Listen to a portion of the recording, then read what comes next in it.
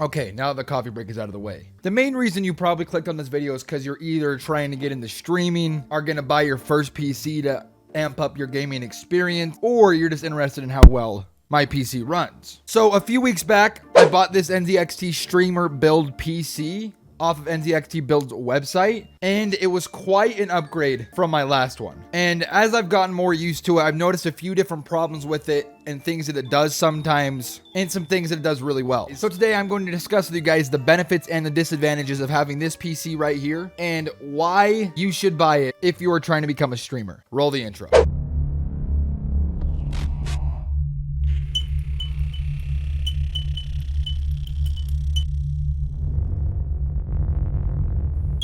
So you may be thinking, why should I get this PC over a different one? And I think before we get into the hard facts about it, I think we need to go over the specs, what it can do, the capabilities of it, and how well it does in different games while streaming and recording. Because the name is on the website, it is an NZXT streamer build, and clearly it is designed for streamers. Now, I already mentioned this in the last video. If you guys want to see a full spec breakdown and watch me set up the new PC and transition from my old one, I'll link that video up here. But for now, I'll just give you a brief rundown of what the specs are. I have 32 gigabytes of RAM, a Ryzen 5 5600X, and an RTX 3070. Now, compared to the last PC, I did GTX 1060. And so in this one, I have gone up through 2 different generations and severely increased the capabilities of my graphics card. Now, with ray tracing and different NVIDIA graphics cards, you have something called streaming chips, which are inside of your computer. And because of this, me having an old generation CPU is not too bottlenecked because of the NVIDIA encoder chip for streams. So still, the 30 series in general are just still beasts. So let's just hop into 3 different games and see how well the PC handles itself between high settings and with low settings. I'll meet you at the stream setup. Alright, so now we are at the streaming setup, and before we do anything, this is once again an NZXT streamer build PC, so you're most likely going to be streaming or recording on it. So in my opinion, I use Streamlabs OBS right here. You can see a nice little mirror image of me going all the way down, but I use Streamlabs OBS to record and to stream. So right here, I'm going to show you guys the different settings I use for streaming and for recording. So if you open up settings and go to output right here, you can see on streaming that first off, the first thing I want to point out is I only have 5,000 bitrate. Now, bitrate is quality of what your stream looks like compared to your Wi-Fi network. And I don't know if I mentioned this in the last video, but the NZXT PC comes equipped with the Wi-Fi card already installed inside of it. And I don't have Ethernet because I'm in the basement right now. My router's upstairs. So I don't know if you can see it over here.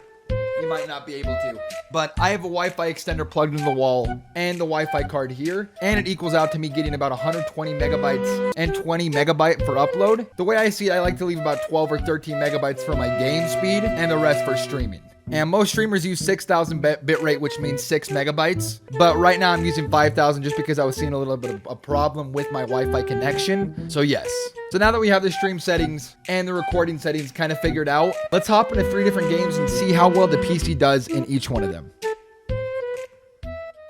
Alright, so about last week or 2 weeks ago, I made a video about playing Fortnite on 30 FPS. And so we're going to do it again, right? Just to show what the PC is capable of. And so yeah, let's go to settings real quick. But in this one, I want to do something different. I want to go to unlimited frames, turn everything to high, and I want to turn on DirectX 12 beta, which I assume means ray tracing. So basically, for the purpose of this video, we're just going to be comparing different frame rates and different quality of settings compared to when you're not streaming and when you are streaming or recording in this case. And there's no way I can actually show you how many frames I get in Fortnite. When I'm playing off stream, I get around 400 FPS. And so right now, recording in max settings and of course playing with these settings enabled. So let's see how it goes. All right, so you can see right here, DirectX 12 beta is on, but I just barely turned on ray tracing. So we're gonna see how ray tracing does, and we're gonna turn off DirectX 12. So, oh, never mind, I have to turn it on.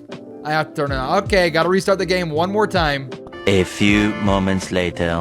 This is definitely one downside about the PC. This game is tend to crash quite a bit now. Even on stream the other day, it was still crashing. I'm not sure why. It might be because of the frames, but I don't know. We're just going to try to see if we can't hop into a solo game and just get it going, bro. Because I know it's bad, right? Everything's on high, max, ray tracing, everything on. We're just gonna see how it goes. Unlimited frame rate. I just want to see how it goes. So please just connect me into a game, bro. And it might differ still between each one because I know it's been sold out for a minute now. A lot of people have told me that from the last video. So when they do restock it again, they might put a different CPU in it. And the CPU I have now is a Ryzen 5 5600X once again. And that is a little bit of a bottleneck for 3070. So far, recording looks pretty chill. That could just be me for now. I'm not sure, but we're hitting still 300 FPS on max everything while recording. So that is definitely very interesting. Let's just drop here Bony Burbs. You know, we're just trying to give a little, we're not trying to play the game. We're just trying to give a nice little tour of what it looks like. And so, yeah, let's see what it looks like, how it goes. It still kind of looks a little bit blurry.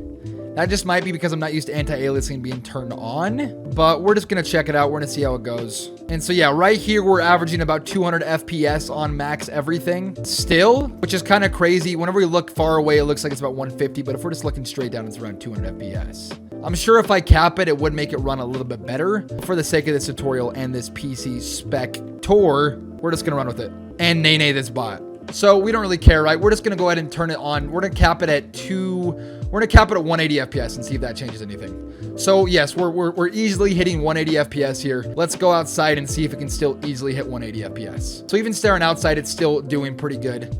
It kind of goes down to 150 at times. With the frame rate capped, it seems to be doing a little bit better. I'm not sure how this recording is going to turn out because it all looks good inside of Streamlabs, but I'm not sure about after. Oh no! Oh no! I tried to turn on shadows. That might have crashed it. That definitely crashed it. Okay. Oh, save. Never mind. Save. We're chilling. We're chilling. We're chilling. I thought we were definitely screwed. GG. GG, bro. We had it there. We had it there. So the game did run pretty well. It stayed around 150 FPS to 200 FPS. I was actually pretty surprised being since I'm recording on max settings and ray tracing turned on with shadows and everything. So yeah, let's move on to our next game now and see how well it does there. All right, so yes, this is inside of Minecraft right now. We're in the hardcore world. I've already made a video about different Minecraft shader packs, seeing how well my PC can handle it along with the Fortnite one. But just to give a little bit of like perspective, this is once again the hardest pack to run, and you need a decently good computer in order to run it. And we're recording on max settings. The water still looks beautiful, and I believe everything is looking okay except for my webcam. I know I need to get a new webcam. That's the only bad part about it. When you're recording on max settings and playing Minecraft with this texture pack, it all works rather well.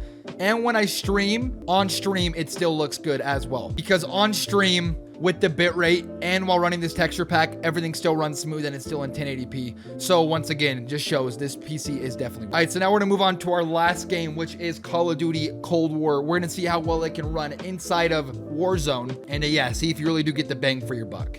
So in this loading screen right here, you can see we were just averaging around 400 frames. Now we're down to 135. But we hop on Rebirth Island right here. And if you look at the options on my graphics, I have it at 144 screen refresh rate, 1920 by 1080. NVIDIA Reflex low latency is enabled. Basically everything here is high, except for shadows. Those are turned off. DirectX ray tracing is disabled because I hate anti-aliasing. So I have anti-aliasing turned off. So when you're not recording or streaming, the frames are clearly higher, but as of now, they are only at 144. So that whole game wasn't too bad, right? But this time we're gonna go over to graphics and we're going to turn everything down to low.